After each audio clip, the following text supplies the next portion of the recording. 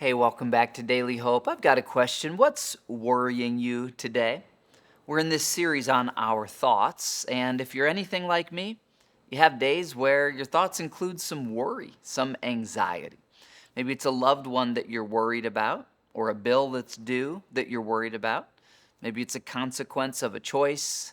Maybe it's something that's completely out of your control, something with your health or with world events.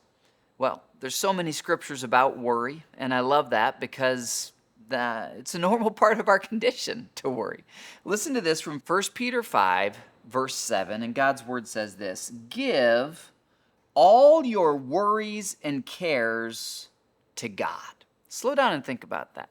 All your worries. Sometimes it helps me to write them out. God, here's all my worries.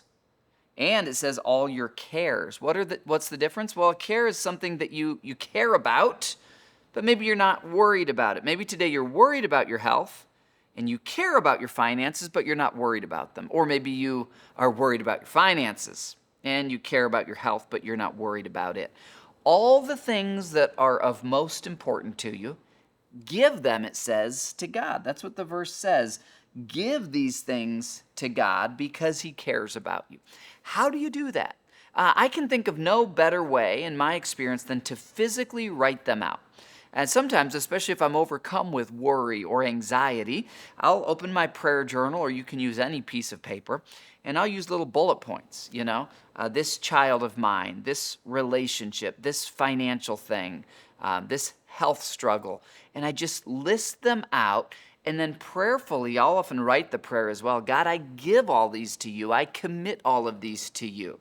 There's something after you do that, whether you do it in written form or maybe you just speak them all out loud, that your load lightens.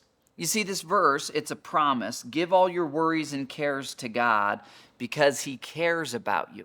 And so when you do this, when you list out your worries and your cares to God, it's a lot more than just a mental exercise.